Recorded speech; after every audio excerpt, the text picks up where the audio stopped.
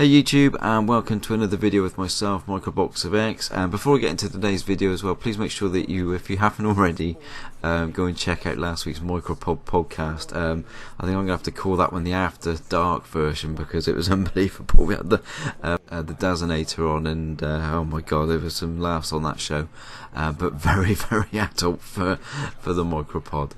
So if you haven't checked that out, please make sure you do. It was great of Andy Mac to host it on his channel. As you probably already know, I've got a live stream ban for 3 months, so there you go. So we're sort of hosting the Micropod on Andy's channel for now, so great for him to do that for us, so we really do appreciate it. The fact that I threatened him with a sack if he didn't is neither here nor there. Also another big shout out as well to Dean of Creating Beyond Limits. He just hit 1,000 subscribers, so you know, well done to you, buddy. You really do deserve it.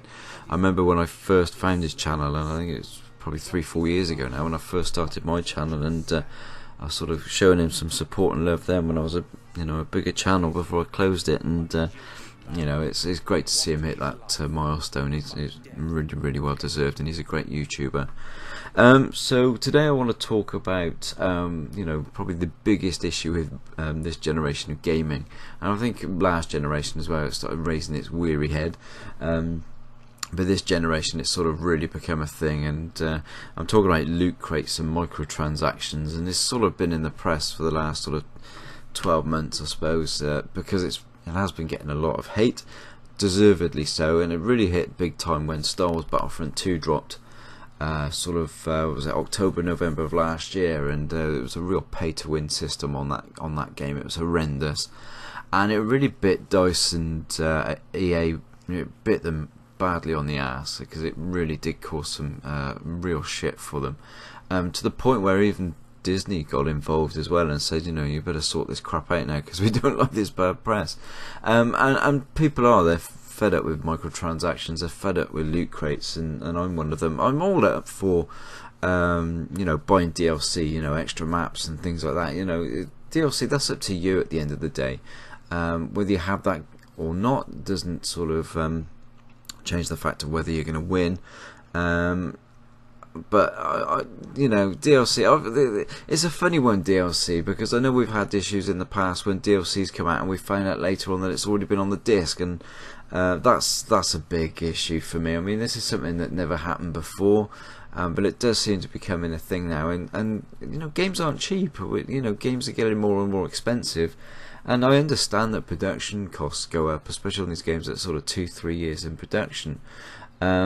But at the end of the day, we do pay for them, and they're not cheap. So the fact that they keep sort of bolting on all these extras, it's not good. It's not good for gaming. It's not good for us as gamers. And I think we've just been getting the short straw. But we are standing up to it now, and we are saying, look, enough's enough, and we're not having it. And you know, fair play to DICE and EA, and they took a back step and they sorted that out. And it appears that sort of Turn 10 Studios are following suit now, because obviously Forza Motorsport 7 come out, and there's microtransactions in there, loot crates, etc.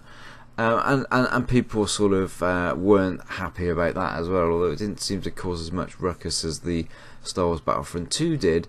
You know, people were still not happy, and they were leaving the game in its drones, and rightly so. At the end of the day, to unlock these things, you know, the idea is that you're supposed to grind these games. That's what gives you the replayability, the fact that you have to do this little bit extra just to get that little bit more money to unlock these things. And you know, when people are going straight in and able to buy all these things at the front because they got more money than sense, I think it's wrong. So it's great to see Turn 10 doing this, and they're removing these loot crates and sort of microtransactions, and that's going to be happening before the end of the year, and I think it needed to be done.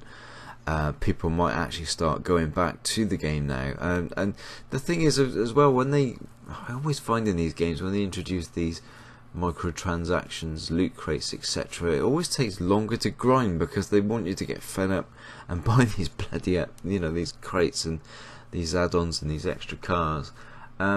You know, as I say, I've got no issue whatsoever with DLC. At the end of the day, you have the choice of whether you buy it or not. But when there's this sort of pay-to-win system, that really grates the hell out of me. And the fact that people can go in there and buy these things straight up, and you may want to grind the game and do it fairly, but others seem to not want to do that, and I just do not understand.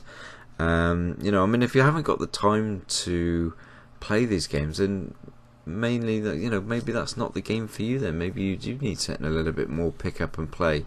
The idea of Forza and Star Wars and all these games, Modern Warfare, the Call of Duties. The idea is to put the time in, and if you can't put the time in, then you're not going to get these perks and these extra accessories and things. That's the idea of it. That's the fun of it. As soon as you start doing these loot crates, you're taking the fun out of it, and it's just daft. It's just daft. And I mean, it only came out this week as well that Sony are actually sort of embracing this at a time when gamers have had enough of it, and they're calling these people out, and more developers are sort of backing away from loot crates. You've got Sony having meetings and things like that, and discussing how they can put more microtransactions in their games, and even Gran Turismo Sport have just done a pack that have introduced microtransactions. And this is a game that the developer promised there would never be microtransactions in. They said they'd never do it, and they've gone on board, and now they've introduced them with this new patch. At a time when people are cheesed off with them, people are fed up with them, it seems very bizarre that Sony would have this stance, and I think it just proves a little bit more how anti-consumer Sony seem to be at the moment. They've got this sort of thing where they think, to put it in sort of basically, they think their shit doesn't stink and they can get away with anything with the gamers. And I'm hoping that the PlayStation gamers sort of give Sony some shit for it and say, look, no, that's not the way to go. I mean, they've basically said that they've made the money that they can out of the hardware sales now, and then they need to push software and microtransactions, and that's what they're pushing to their shareholders. So if that's what they're saying to the shareholders, it's not going to be long before this becomes more of a common thing. And where most developers now are walking away from them, Sony seem to be embracing them, and I find that very, very bizarre, the way things are going at the moment. You guys might think differently about this, but that's my personal opinion. Microtransactions and loot crates. Loot crates, I have no issue with loot crates if they are earned with credits that you are earning in game. If you're earning points in game for doing certain things, or for experience points, etc., and you can get a loot crate, fair enough, but don't make it so that you're having to pay up hard-earned cash. I mean, some of these free-to-play games, I can understand why you would need microtransactions in free games. They've got to make their money somewhere. But these games are, they are a real bane for parents, especially. Kids just want to buy and buy and buy, and they're gambling basically, because there's no guarantee of what they're going to get, from buying these loot crates. It's just a randomised thing, and they may never get what they want, and they might spend a fortune. I've got a friend that basically his daughter has £5 a month. He's limited £5 a month to buy these things for this game, and she spends it every month without fail on these things. So you work that out, a free game. You're ending up paying more for these free games than you are for the fully priced games. It's a strange one. I think it needs to stop. Loot crates, microtransactions, all that sort of shit needs to just disappear.